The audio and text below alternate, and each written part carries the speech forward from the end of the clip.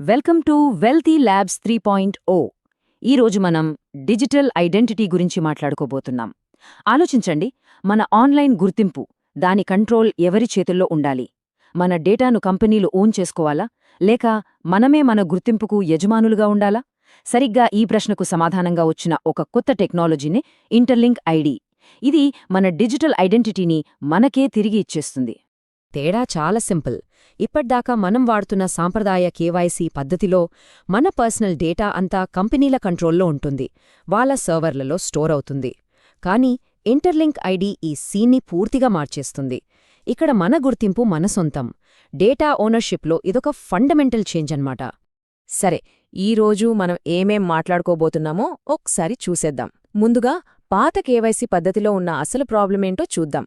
తర్వాత ఇంటర్లింక్ తీసుకొస్తున్న కొత్త అప్రోచ్ గురించి తెలుసుకుందాం. ఆ తర్వాత ఈ సెల్ఫ్ సావరన్ ఐడి టెక్నాలజీ ఎలా పనిచేస్తుందో డీటెయిల్గా చూసి దీనికి సంబంధించిన ఒక ఇంట్రెస్టింగ్ డిబేట్ని టచ్ చేసి ఫైనల్గా ఇదంతా మనకు ఎందుకంత ముఖ్యమో డిస్కస్ చేద్దాం. మొదటగా పాత పద్ధతి గురించి మాట్లాడుకుందాం. అసలు ఈ కేవైసీలో ఉన్న సమస్య ఏంటి? కేవైసీ అంటే నో యోర్ కస్టమర్. ప్రస్తుతం మన ఆన్లైన్ ఐడెంటిటీ వెరిఫికేషన్ అంతా దీనిమీదే నడుస్తుంది. దీని ప్రాసెస్ ఎలా ఉంటుందో అర్థం చేసుకుంటేనే ఇంటర్లింక్ ఎంత పెద్ద సొల్యూషనో మనకు తెలుస్తుంది. ప్రాసెస్ చాలా సింపుల్గా కనిపిస్తుంది, కానీ ఇక్కడే అసలు చిక్కుంది. మనం మన పర్సనల్ డేటా అంటే ఆధార్, పాన్ లాంటివి సబ్మిట్ చేస్తాం. ఒక కంపెనీ దాన్ని వాళ్ల సెంట్రల్ సర్వర్లో స్టోర్ చేసుకుంటుంది. అంతే, ఆ క్షణం నుంచి మన ఐడెంటిటీ మన కంట్రోల్ నుంచి వాళ్ల చేతుల్లోకి వెళ్ళిపోతుంది. కేవలం వాళ్ల డేటాబేస్లో ఒక ఎంట్రీగా మారిపోతుంది. మరి ఈ సమస్యకు ఇంటర్లింక్ ఇస్తున్న సొల్యూషన్ ఏంటో చూద్దాం. ఇది మామూలు మార్పు కాదు, డేటా కంట్రోల్లో ఒక ఫండమెంటల్ షిఫ్ట్. ఇంటర్లింక్ వెనకున్న కోర్ కాన్సెప్ట్ ఇదే: సెల్ఫ్ సావరన్ ఐడెంటిటీ, షార్ట్గా SSI. సింపుల్గా చెప్పాలంటే మన డిజిటల్ ఐడెంటిటీకి మనమే బాస్. మన ఐడి ప్రూఫ్లు అన్నీ మన డిజిటల్ వాలెట్లో మన దగ్గరే ఉంటాయి, ఏ కంపెనీ సర్వర్లోనూ కాదు. ఇది ప్రాక్టికల్గా ఎలా పనిచేస్తుందో తెలిస్తే ఇంకా ఇంట్రెస్టింగ్గా ఉంటుంది. ఉదాహరణకు, మీ వయసు ప్రూవ్ చేసుకోవాలి అనుకోండి. మొత్తం డేట్ ఆఫ్ బర్త్ చెప్పాల్సిన అవసరం లేదు. జస్ట్ నాకు 18 ఏళ్లు దాటాయి అని ప్రూవ్ చేస్తే చాలు. అంటే అసలు డేటాని బయట పెట్టకుండానే వెరిఫికేషన్ పూర్తవుతుంది. దీనినే జీరో నాలెడ్జ్ ప్రూఫ్ అంటారు. ఓకే, బాగుంది. కానీ టెక్నికల్గా ఈ సిస్టమ్ ఎలా పనిచేస్తుంది?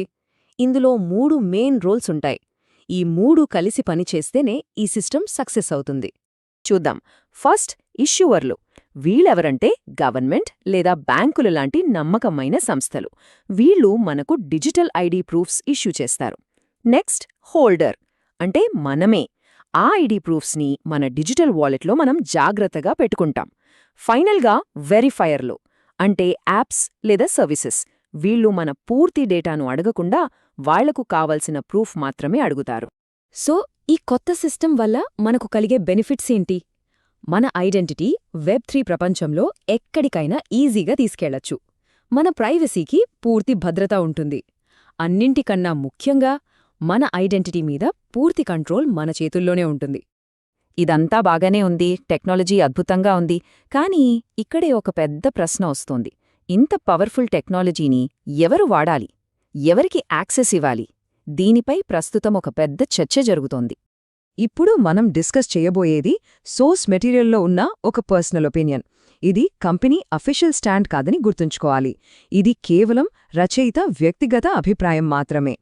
సోర్స్ ఆథర్ యొక్క మెయిన్ ఆర్గ్యుమెంట్ ఇదే: కేవైసీ ప్రాసెస్ అనేది ఖచ్చితంగా 18 ఏళ్లు నిండిన వారికి మాత్రమే పరిమితం చేయాలని వాళ్లు చాలా బలంగా నమ్ముతున్నారు. ఎందుకలా అంటున్నారు? కొన్ని కారణాలు కూడా చెప్పారు. ఇది మైనర్లను ఫేస్ ఫార్మ్స్ లాంటి వాటి నుంచి కాపాడుతుంది. ఇంటర్నేషనల్ చైల్డ్ ప్రొటెక్షన్ చట్టాలకు అనుగుణంగా ఉంటుంది. అంతేకాదు, ఫైనాన్షియల్ డిసిషన్స్ తీసుకునేటప్పుడు వాళ్లకి పూర్తి అవగాహన ఉండాలి కదా. అలాగే మైనర్ల ఐడెంటిటీలను క్రిమినల్స్ వాడుకోకుండా ఆపొచ్చు అని వాదిస్తున్నారు. అయితే ఇక్కడొక విషయం క్లియర్గా చెప్పారు. ఈ ఏజ్ లిమిట్ పెట్టడం అంటే మైనర్లను పూర్తిగా దూరం పెట్టడం కాదు. వాళ్లు మైనింగ్ లాంటి కొన్ని యాక్టివిటీస్లో పాల్గొనవచ్చు. వాళ్లకి 18 ఏళ్లు నిండిన తర్వాత వాళ్ల అకౌంట్స్ని అఫీషియల్గా వెరిఫై చేసుకోవచ్చు. సరే, ఇక మనం ముగింపుకు వచ్చేద్దాం. మొత్తంగా చూస్తే ఈ టెక్నాలజీ మనకెందుకు ఇంత ముఖ్యం? మన డిజిటల్ లైఫ్ని ఇది ఎలా మార్చబోతోంది?